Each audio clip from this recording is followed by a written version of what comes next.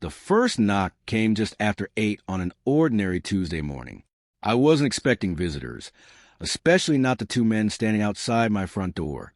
One was my mother's new husband. The other carried a worn leather briefcase and introduced himself as an attorney.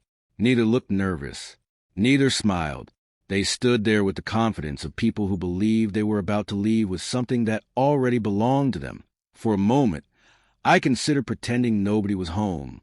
But deep down, I knew this visit had been coming.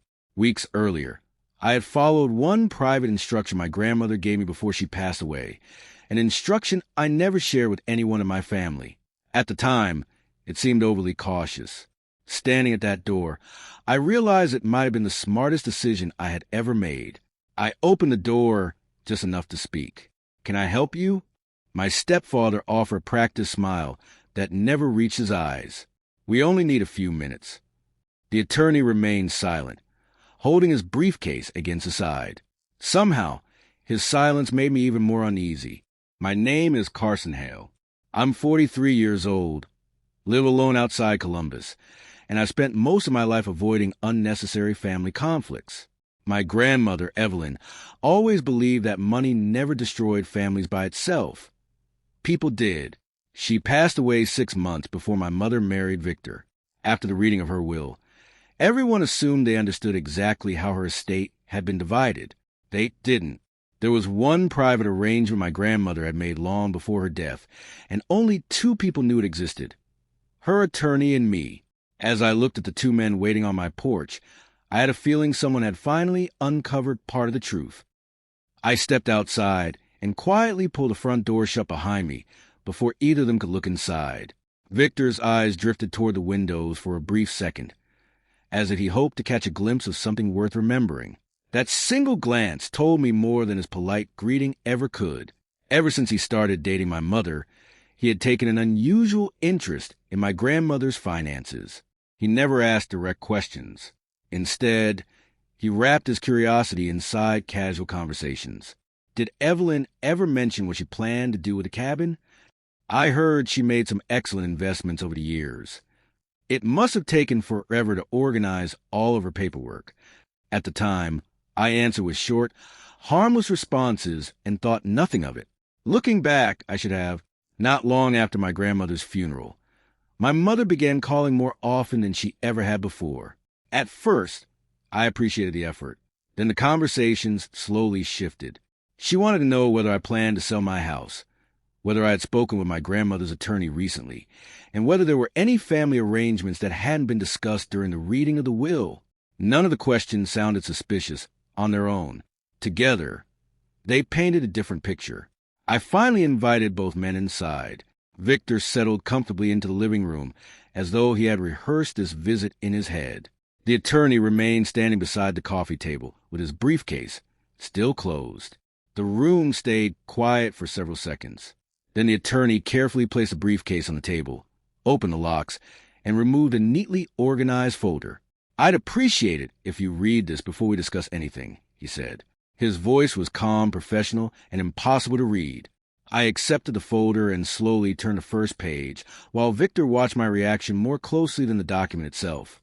Whatever they expected to happen next, they clearly believed I wouldn't see it coming. The document wasn't a court filing or a legal demand. Instead, it described what the attorney called a voluntary family agreement. According to proposal, several assets connected to my grandmother's legacy would be placed into a newly managed trust for the benefit of the entire family. It sounded reasonable at first glance. That was exactly what made it dangerous. I read every page without speaking. The language was careful, respectful, and written to make every request feel generous rather than calculated. When I reached the final signature line, I closed the folder and placed it back on the coffee table. "I'm not signing anything today," I said. Victor's expression tightened for the first time since he arrived. "We're only trying to do what's fair," he replied. I looked at the attorney instead. "Did my grandmother authorize this document before she passed away?" He answered without hesitation. "No." That single word settled the entire conversation. I thanked him for his honesty and slid the folder back across the table. For several quiet seconds, nobody moved. Then Victor leaned forward. You know this could become much more complicated than it needs to be." His tone remained polite, but the message underneath it was impossible to miss. "I prefer facts over pressure," I answered. "If there's something my grandmother wanted me to know, I'll hear it from the documents she left behind, not from assumptions." The attorney quietly closed his briefcase. "I believe we've covered everything for today," he said. I walked both men to the front door. Before stepping outside, Victor paused and looked back at me. "I hope this doesn't create permanent damage inside the family." I met his eyes without raising my voice. "That depends on why everyone came here today." Neither of us said another word. As their car disappeared down the road, I locked the front door, walked into my home office, and opened a small drawer where my grandmother had asked me to keep one sealed envelope untouched. For months, I had resisted opening it. Now, for the first time, it felt like the moment she had been preparing me for all along. With steady hands, I opened the envelope. Inside was a handwritten letter and a business card belonging to my grandmother's attorney. The note was short. "If anyone ever pressures you to change what I've arranged, call him before you answer a single question." I made the call immediately. He seemed unsurprised to hear from me. After listening to everything that had happened, he asked me to meet him the following morning. His office shelves were lined with neatly labeled files. Before I even sat down, he placed a thick folder on the conference table. "Your grandmother expected this possibility years ago," he said. "Every transfer had been completed legally. Every signature had been witnessed. Every document had been reviewed long before her health declined. Nothing had been left to chance." He then showed me a sealed instruction letter she had authorized him to release only if someone attempted to pressure me into changing her wishes after her death. It contained one sentence: "Protect the plan exactly as it stands." Over the following weeks, I ignored every attempt to argue through emotion instead of evidence. Whenever Victor sent another message or another proposal, I forwarded it directly to the attorney without replying. Eventually, a formal meeting was scheduled. Once a complete trust record were presented, the discussion became surprisingly short. There was no document supporting the changes Victor wanted, no written instruction from my grandmother, no legal basis to challenge her decisions, only assumptions.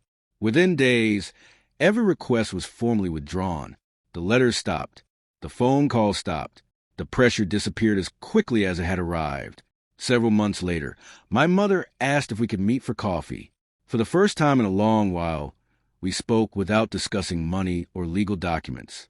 She admitted she had trusted someone else's judgment instead of asking questions herself. We couldn't erase the past, but we agreed not to let it define every conversation that followed. My grandmother's trust remained exactly as she designed it. Rather than treating it as a prize, I treated it as a responsibility. Part of it helped restore the neighborhood library where she spent countless afternoons reading. Another portion funded scholarships for graduating seniors at the high school she always spoke about with pride. People occasionally asked why I never fought harder. The truth is, I didn't need to. The strongest victory wasn't proving someone else wrong. It was honoring the last promise I made to one person who had planned for every possibility long before anyone else saw it coming.